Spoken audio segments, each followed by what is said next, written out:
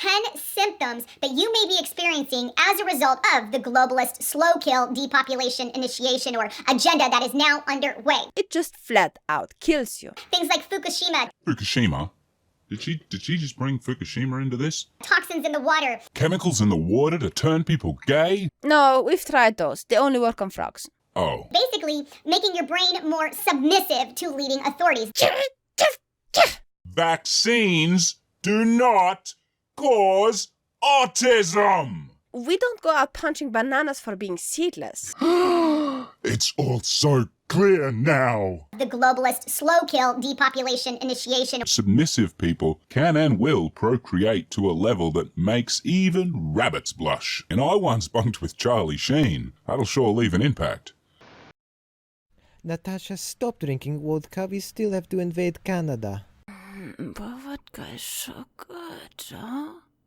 Natasha, stop drinking the vodka. Stop drinking vodka. We still have to invade Canada! We still have to invade Canada.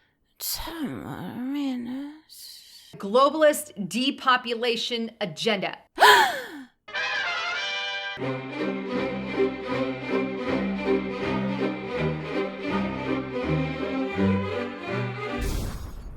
G'day?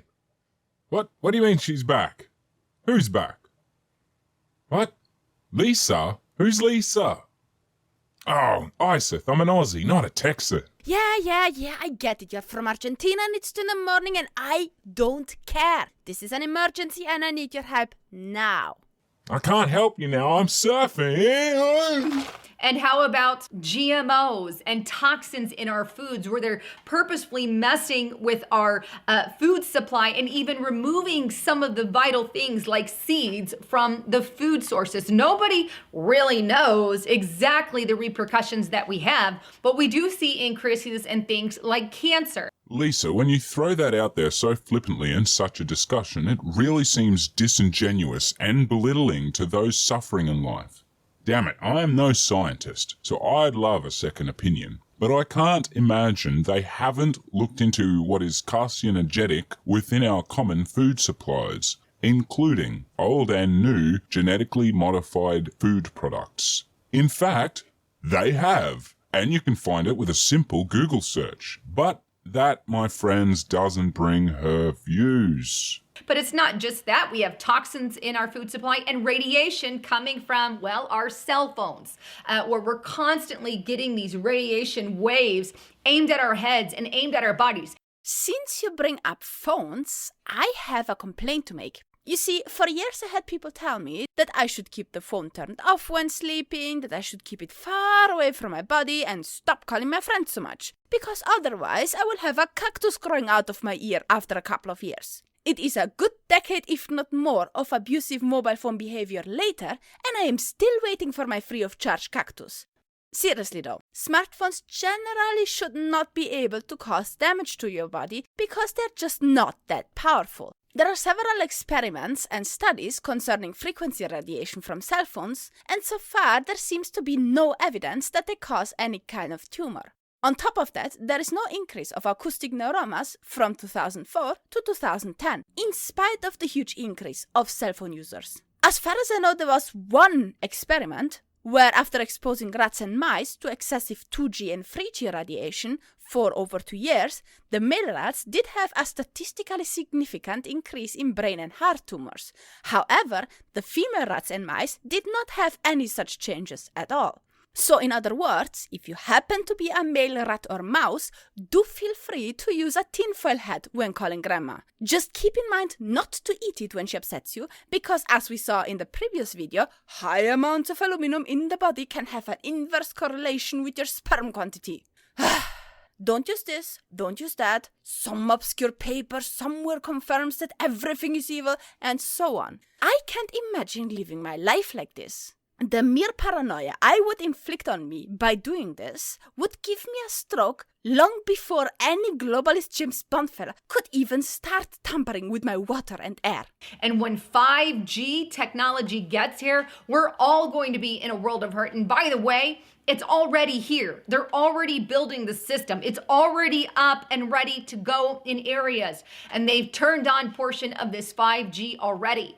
Now, just in case some of you got lost in the whole woo-woo part as much as I do, we're all talking about the next generation of mobile wireless communication. The first generation, 1G, was only for voice calls. The second one, 2G, was digital and allowed people to send text messages and were able to send and receive data to a limited extent. The third generation, 3G, provided higher data transmission, and so for the first time we could actually properly surf the internet with it. And then we got 4G, which was not only faster and more reliable than 3G, but also cheaper. 5G is going to be on another level again in regards to the speed. The difference to the former generation is that higher frequencies of radio wave are utilized, frequencies that were until recently restricted and not allowed to be used commercially. There are places and cases where it has already been used, such as during the 2018 Olympic Winter Games in South Korea. But overall, the technology is not yet available.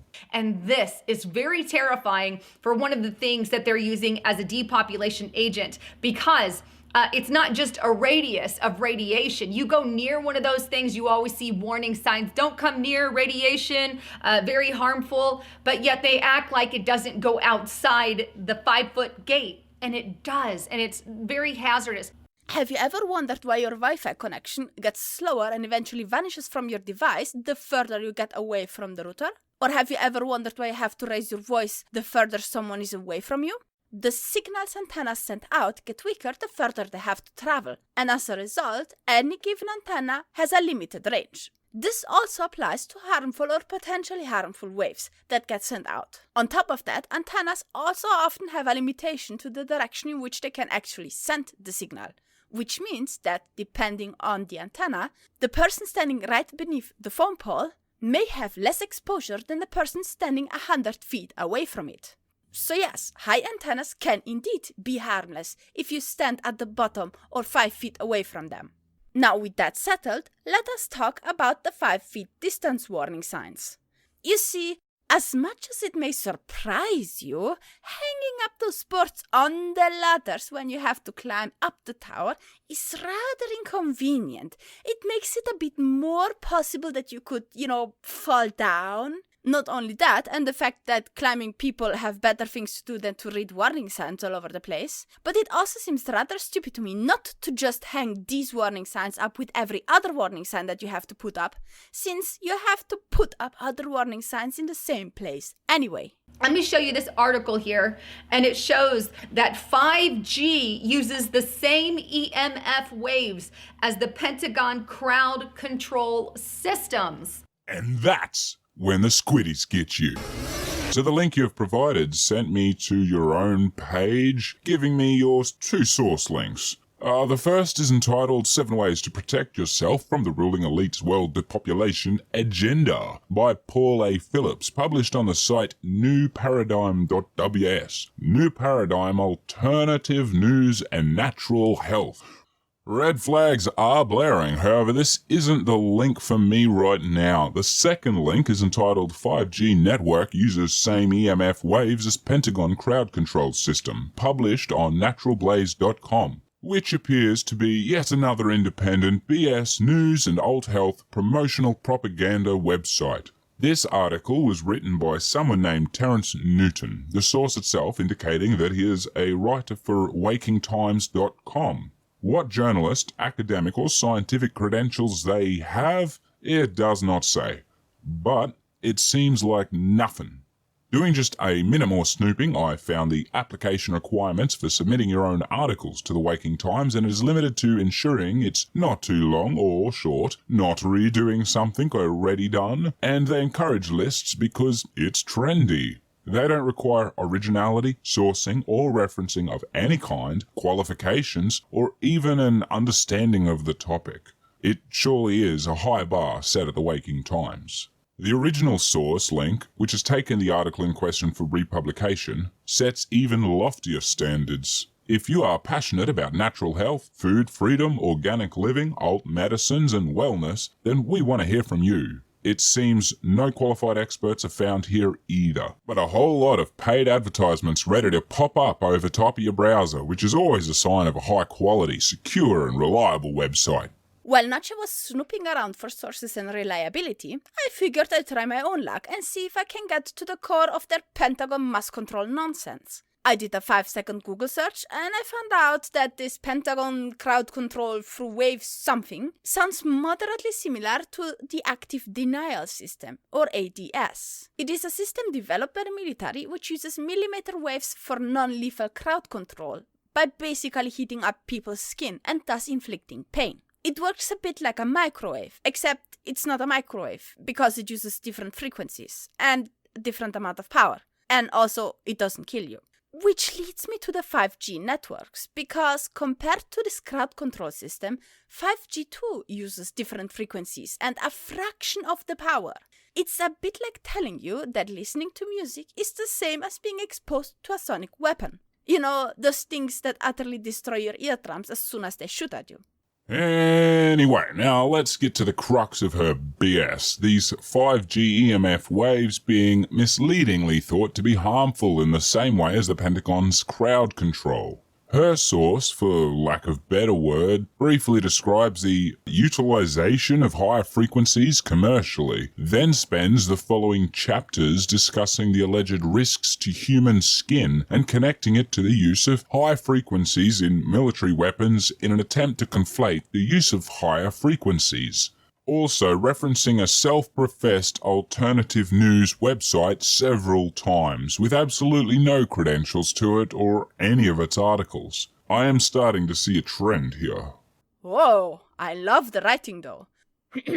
Among the many potential problems with exposure to 5G radio waves are issues with the skin, which is interesting when you consider that this technology is already being used in the military for crowd control purposes. So, potential problems. Not problems, no, potential ones. And no clarification whatsoever what is meant with that. No sources either. You could get brown or pale from it, you could grow pimples or simply be visually so irritated by the antennas that you grow permanent goosebumps from them. And then this threatening revelation that it is already used by the military for crowd control purposes. Da, da, da. Which, aside from being wrong, also seems utterly besides the point. They think that because the military use the same technology for weapon systems, that it means that is the same effect that technology will have when used commercially, in a completely different way. Be it burning skin or tapping into our brain waves through some kind of mind control. These claims are completely ludicrous, where it isn't even technology built into a weapon system or anything. It's a method of transferring data wirelessly. But do you think that our brain waves are running on EMF waves? Are you seriously postulating that there is some secret high-range frequency that can tap into our conscience?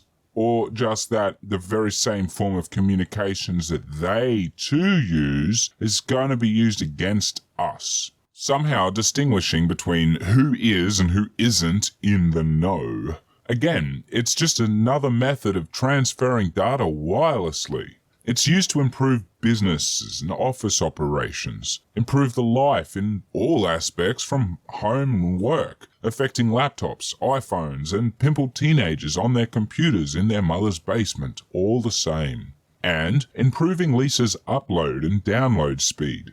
So it would definitely assist her being an online content creator and all. How much do you want to bet that she also went on about 4G like this, and the moment 5G hits, she will start using it too? No problems at all. Does she not realize that most technological advancements were brought on through military research, then slowly became commercial over time? Oh, wait. I'm assuming her intelligence. Bad notcha. Bad. I'm pretty sure that many things that the military developed or invented has a very different use within the military than it has for the common household. We don't use wristwatches to coordinate attacks to an enemy, and they certainly didn't use digital photography to take selfies and post them on the internet. So if you're really worried about the military, you might want to think about turning off the camera you're standing in front of. Come to think of it, DVD or Blu-ray players, they have lasers. And they use lasers in the military too. Oh no, my PlayStation is out to get me. That's terrifying. Some of the crowd control systems that I've read about literally get you in a distance and you're pushed away because you feel that burst that can burn and radiate your body. Lisa, with all due respect, you can't just randomly repurpose antennas for uses that require a completely different setup. And that aside, mass control is not depopulation. The weapon you're talking about is non-lethal. That means it's not supposed to kill you. So every policeman's handgun is more efficient and useful for the globalist depopulation whatever than this device is. And even if for a moment we were to assume that what you say is true and that these antennas are indeed used for population control, I would have a very hard time imagining how they could be used to stop people from procreating. I mean, how exactly would you want to achieve that? Would you put noise sensors all over the place so that they can alert you whenever someone wants to enjoy some leisure activities? And to be honest with you, these kind of population control ideas that you propose seem rather stupid and a waste of time and money, quite frankly. Because simply reducing someone's ability to critically think is no guarantee that they will actually think what you want them to think. Besides, history has taught us that there are much cheaper and much easier ways than antennas and chemicals and who knows what else to control a population. And that is using the population itself, through enough propaganda, indoctrination, and fear-mongering. We have seen this several times in the past, for example in Soviet Russia, or we see it even nowadays in places like, for example, China. I mean, just look at your own country and at what the many religious institutions can get away with. And then tell me how many antennas they installed and how many chemicals they threw into your water. And this is what they're putting every so many feet in America. Imagine the repercussions and the life-limiting abilities, which, by the way, they're not putting this in some other countries for a reason. Well, let's start with the obvious first.